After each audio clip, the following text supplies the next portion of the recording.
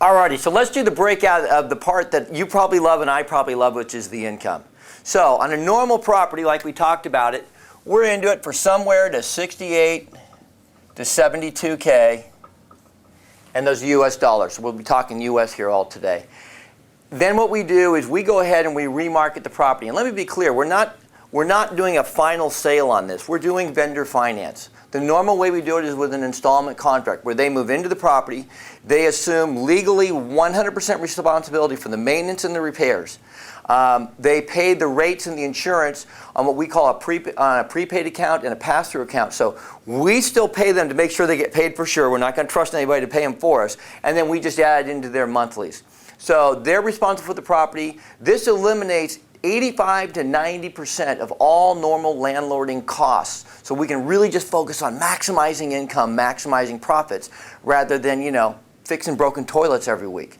So 68 to 72K is what we're in for, and then we remarket it to them. On average right now when we're remarketing to them, because we're going to be doing owner financing, what you call vendor financing, we're able to get the very highest prices available in the marketplace. And so we are consistently right now, guys, we are going ahead and we are getting in the low 130Ks to the low 140Ks profit. This is locked in. Now, I'm not going to play all the games that I know most people do who talk to you about investing in real estate. I'm not going to include the gearing benefits in our rate of return.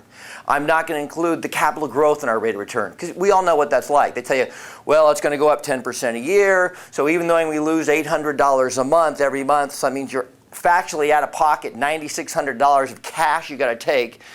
We're making money because on paper we've got appreciation, and paper we've got gearing. We don't do that here. See, I've been doing this 29 years, 20 years in Phoenix, and what I need to know is this US phrase, I need to know what's in the jeans. In other words, how much money is going to be in my pocket at the end of the month.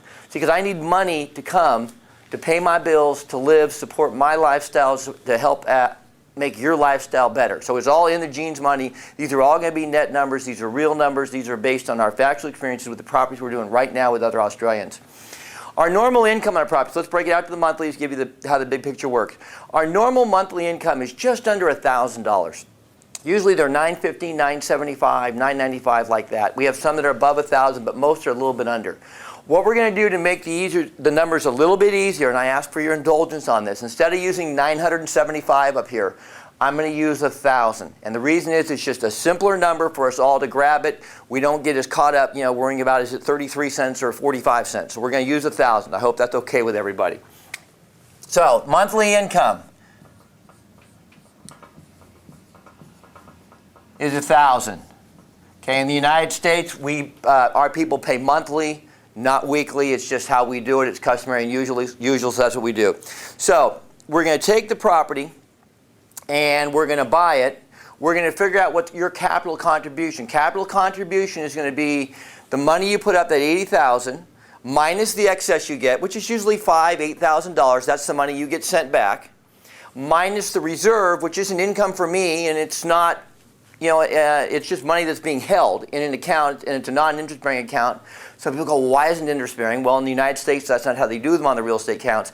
Plus, remember, in the United States, the prime interest rate right now is 0.5%. So it's not like the money would make 3 or 4 or 5 or 6% sitting somewhere anyhow. It's 0.5%. It's pretty low. So it's a nominal thing.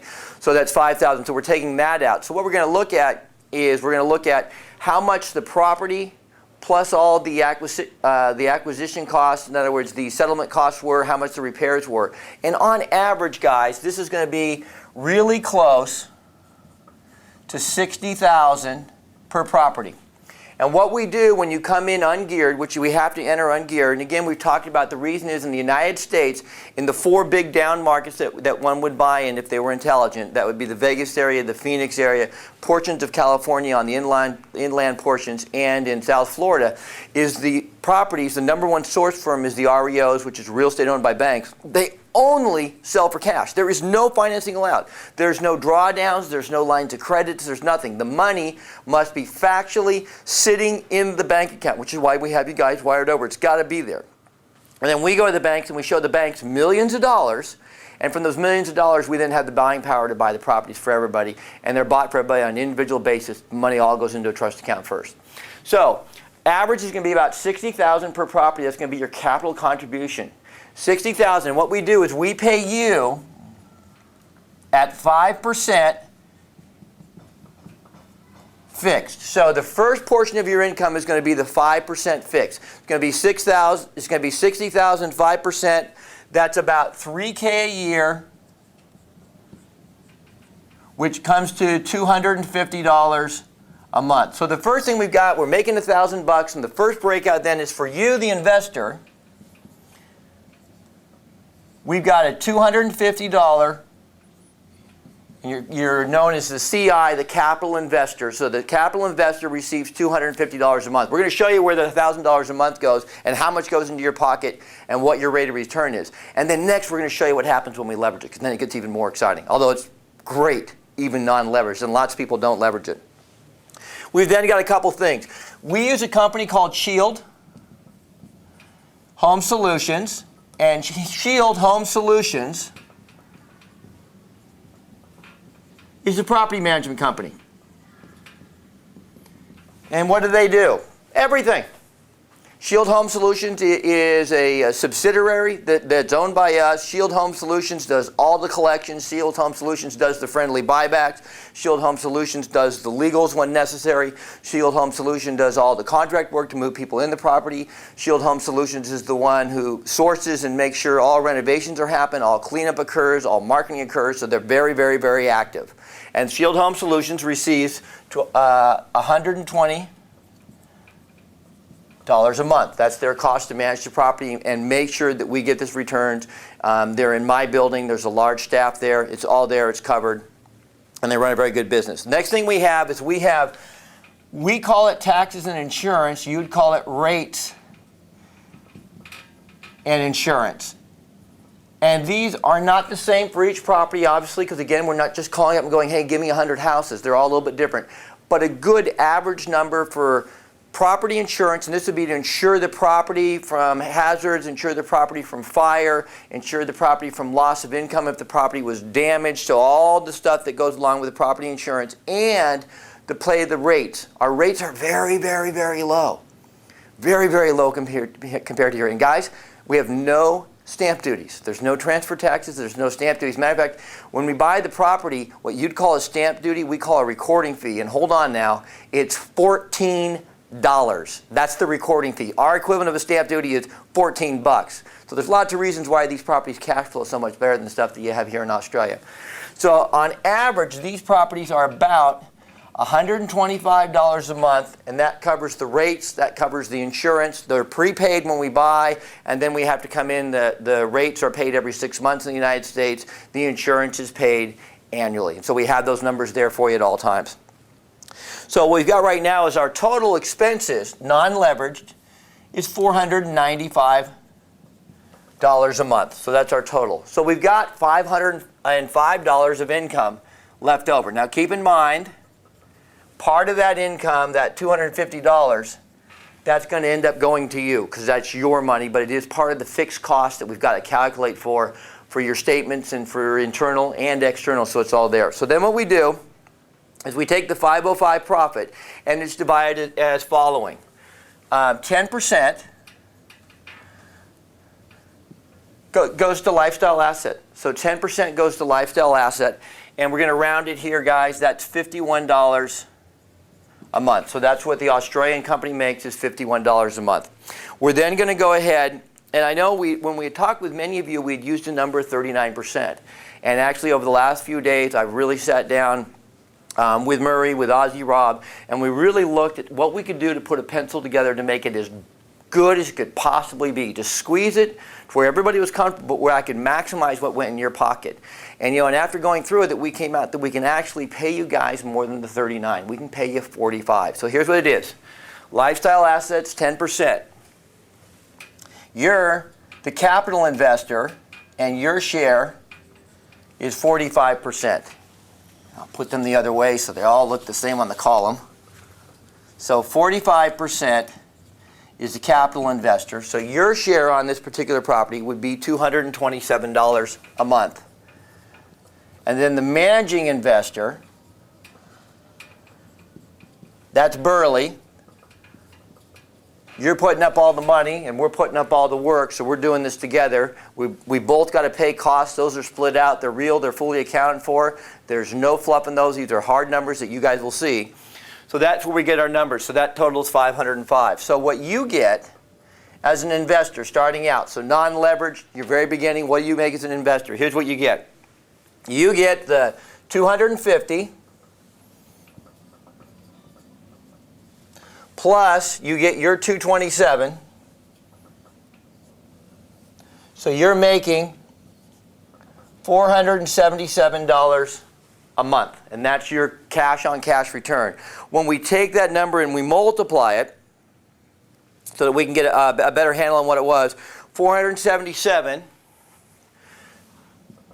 times 12 months. Most people would leverage the property, refinance it before the 12 months, but we want to give you a number so you can have an annual rate of return so you can do a calculation. It's easier to do it on the annual rather than break it into a quarterly and then do multiples for everybody.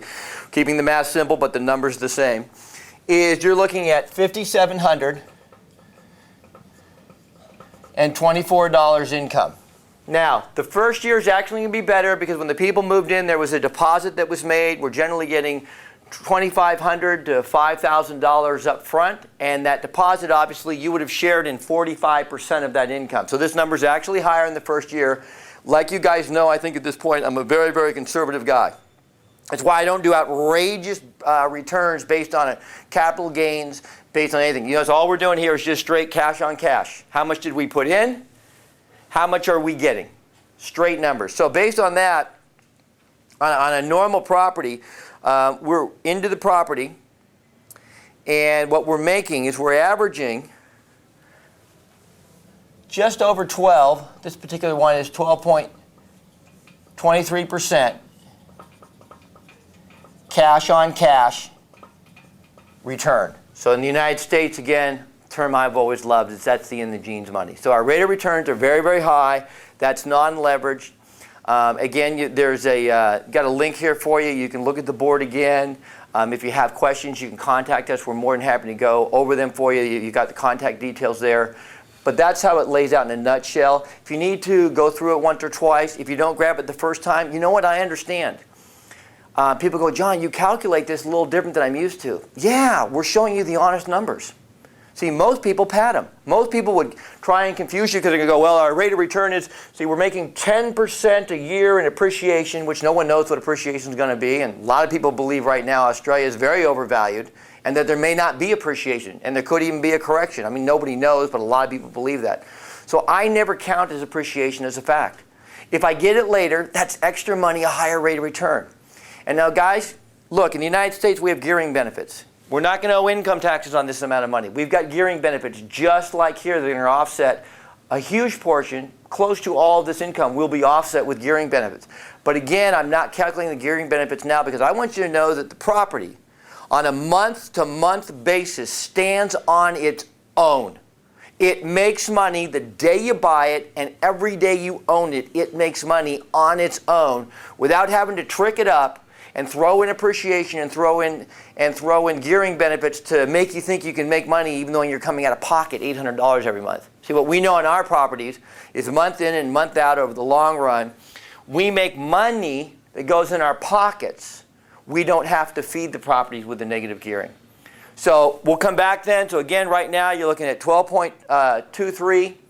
That's based on the $60,000 contribution that you're in. That's our rate of return. It's awesome money. A lot of people do way better.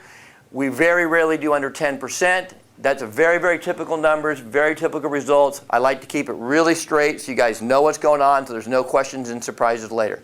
So this is John Burley. We're going to do the next segment in just a moment. Thanks, guys.